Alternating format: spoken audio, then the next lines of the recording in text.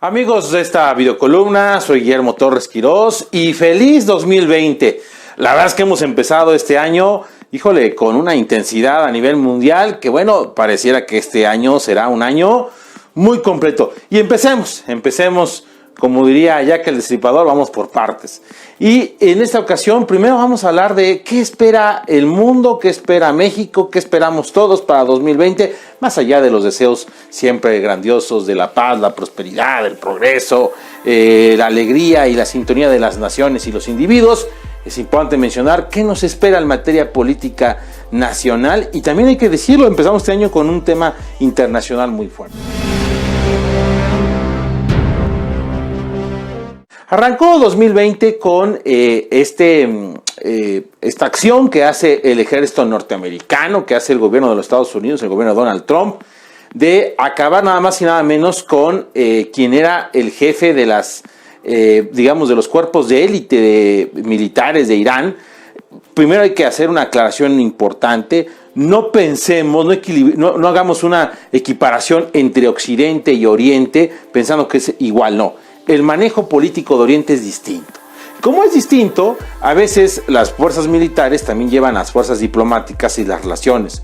Y en el caso de este importante personaje, Qasem Soleimani, pues él era, digamos, una figura dentro del ejército, pero también dentro de la propia política de Irán, y era la vinculación directa con el gobierno, por ejemplo, de Irak o los gobiernos de la región. Y la verdad es que este personaje ya era un recurrente por la molestia que provocaba sus acciones militares, no de ahorita, desde hace más de una década.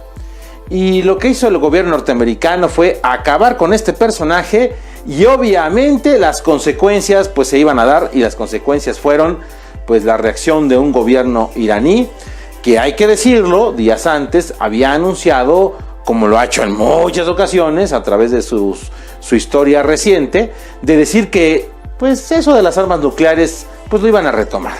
Y eso no gustó a un Donald Trump, que ahí es donde viene un punto importante de análisis para lo que viene en 2020.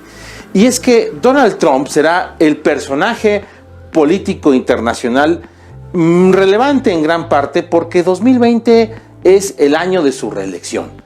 Sabremos en noviembre de este año si Donald Trump sigue al frente del gobierno de los Estados Unidos o si alguna figura demócrata, porque todavía no se ve con claridad quién vaya a ser el candidato de los demócratas, le arrebata la Casa Blanca. Y entonces toda acción de Donald Trump va a ir en búsqueda de votos. Y en el caso de este ataque a Irán, claro que hay votos, porque en el sentimiento de la gran parte de los norteamericanos, la guerra y el sentido de, pues, digámoslo así, de ser una superpotencia, no solamente en materia económica, sino en materia militar, emociona a muchos de esos electores, que son los electores, digamos, el voto duro de los republicanos, y que obviamente Trump sabe perfectamente que los necesita. Y bueno, Irán no se quedó con los brazos cruzados, empezó a hacer algunas acciones militares, pero Donald Trump dio un mensaje muy clarito. Donde más pega es el dinero, no habrá una tercera guerra mundial, y aquí hay que decirlo, nos guste o no, Estados Unidos sigue siendo la gran superpotencia. Sí, Rusia, China, son actores importantes en el escenario mundial, pero todavía están a unos años de alcanzar a los Estados Unidos en toda esta materia de que es la materia bélica, lo que significan las guerras. Y menciono el caso de Donald Trump porque obviamente México será, como lo fue en 2019, la piñata favorita de ataque por parte de Trump y sus aliados. ¿Y por qué digo que la piñata favorita? Porque obviamente cualquier cosa que le traiga votos, Donald Trump recurrirá al hecho fácil de tener a México como su vecino y como su aliado comercial a la de fuerza, y también porque históricamente pues lo necesita por muchos motivos, no solamente el motivo económico, sino también el motivo político, cultural y social. Y aquí es donde viene un punto interesante en relación al caso Trump. Muchos dirán, es que está en un juicio político que se le han hecho a otras figuras y que va en el Senado de los Estados Unidos a morir, porque tiene mayoría republicana. pero será recurrente Donald Trump. Así que podríamos decir que en materia internacional, obviamente, todo lo que tiene que ver con este tema de la reelección de Trump y sus efectos en el mundo, pues será nota importante, como también hay que decirlo, será el cono sur y será todavía esta dinámica de los gobiernos latinoamericanos que son pues de alguna manera señalados y vinculados y pues que reflejan de alguna manera la decadencia en el caso de Venezuela, la decadencia de estos gobiernos de tinte socialista. Veremos la llegada ahora, el retorno del kirchnerismo a Argentina. Vemos qué tanto hará Bolsonaro para darle sus golpes en la región a los que no piensan como él, que es contrario a un Maduro. Y también veremos qué pasa en lugares como Chile, como Bolivia, que todavía está en este conflicto con Evo Morales. E incluso veremos los efectos, por ejemplo, de que iniciando 2020, España ratifica a Pedro Sánchez, que hizo una alianza con la izquierda y con los grupos golpistas para poder llegar al gobierno español y mantenerse, y eso será sumamente polémico.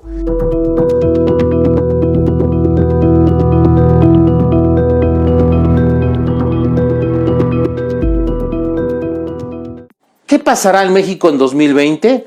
Bueno, pues hay varios datos importantes que hay que considerar. Primero, hablemos del tema económico. 2019 no crecimos. 2020 la apuesta es que el crecimiento será de un 2%.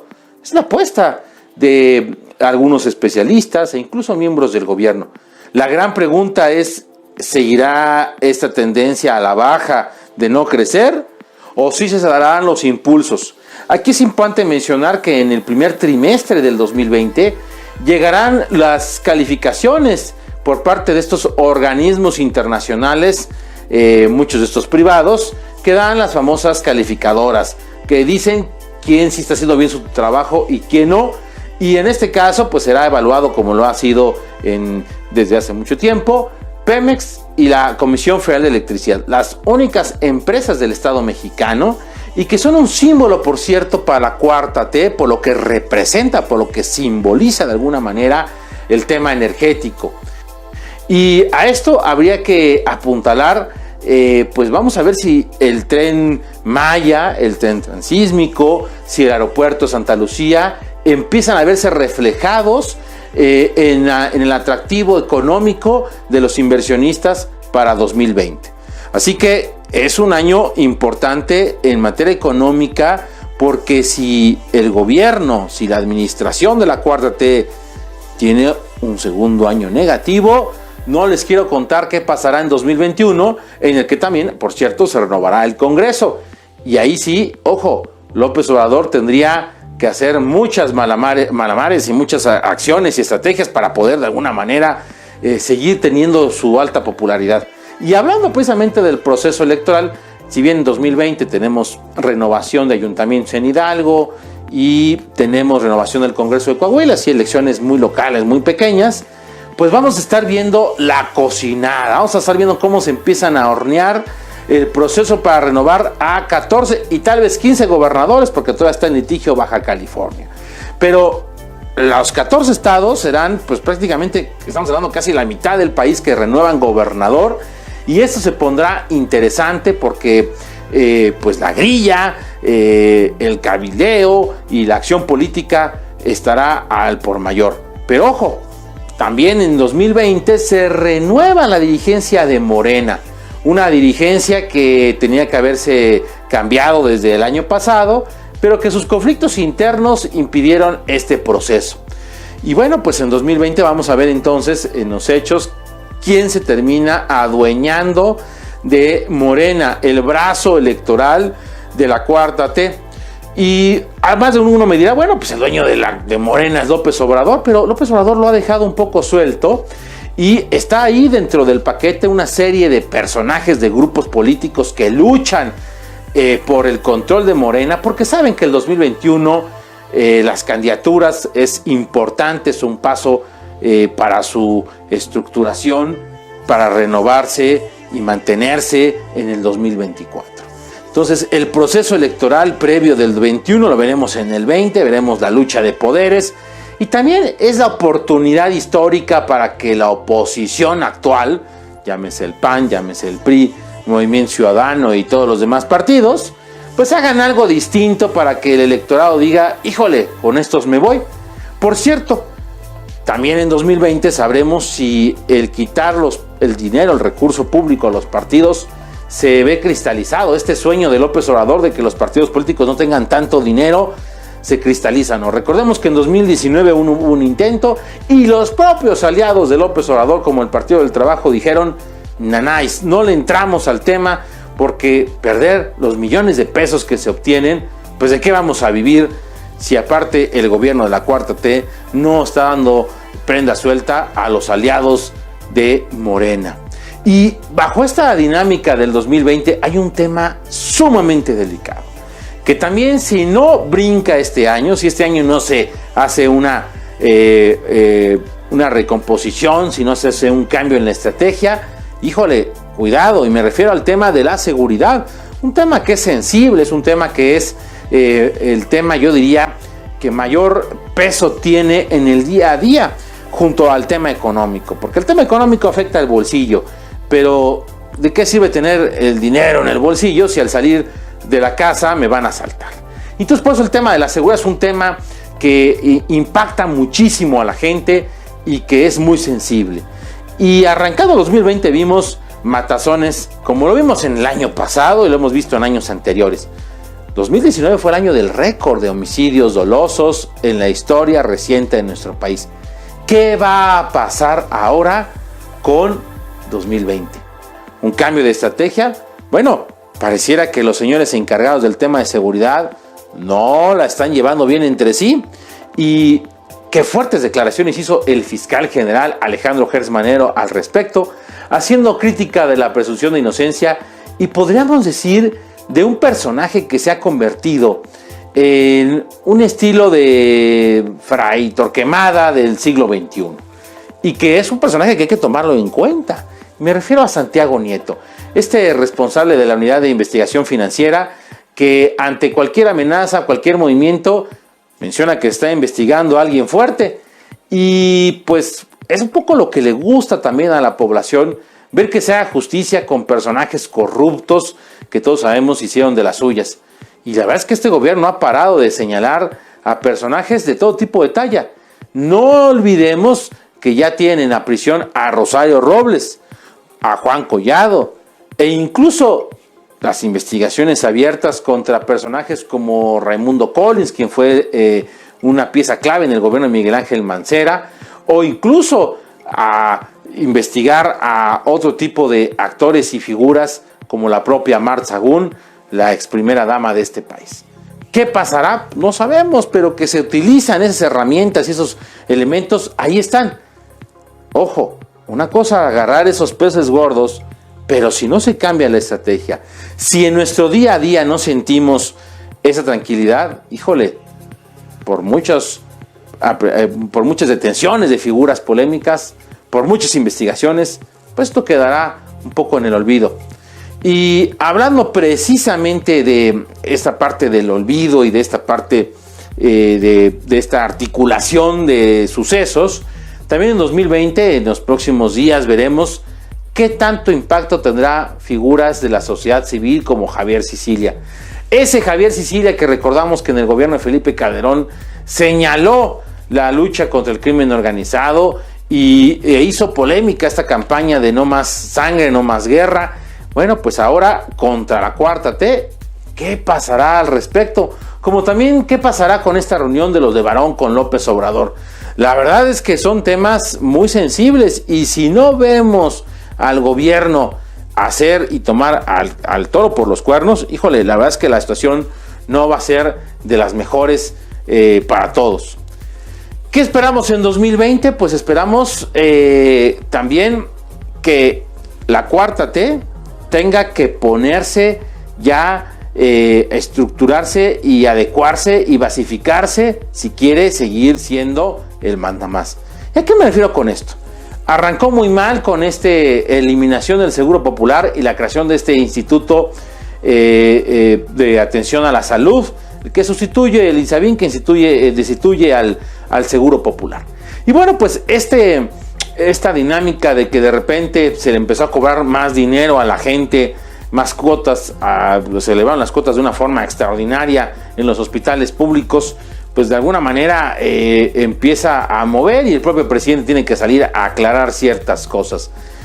Ojo, López Obrador, si no se cumplen las promesas en este 2020, híjole, el tema va a ser un tema preocupante. López Obrador prometió en campaña que nadie en México iba a estar sujeto a reglas de operación para recibir apoyo económico, y principalmente apoyo en el tema de salud. Y bueno, pues no lo estamos viendo así. ¿Qué pasará también con el tema de los famosos sucursales bancarias, de estos cambios que se hicieron a Bansefi y a todos estos organismos de bancos del Estado mexicano de apoyo con esta Secretaría del Bienestar? Estamos hablando de la creación de una gran cantidad de sucursales bancarias para sustituir lo que había hecho o está haciendo todavía este acuerdo con Banco Azteca.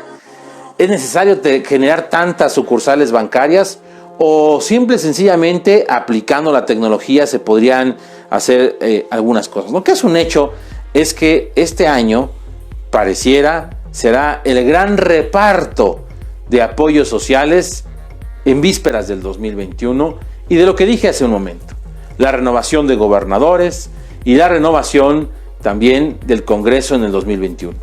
2020 es un año importante, es un año clave para muchos, y yo diría para todos, en distintos rubros y en la vida diaria.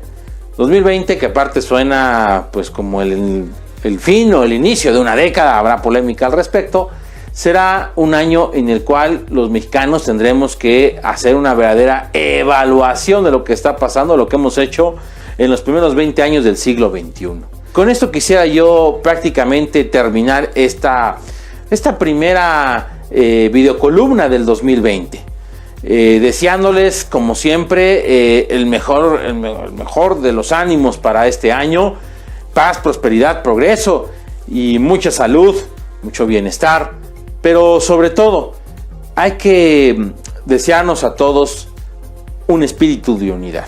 Espíritu de unidad que, por cierto, le ha costado al presidente cuando hace sus diferencias entre fifís y chairos, conservadores y liberales.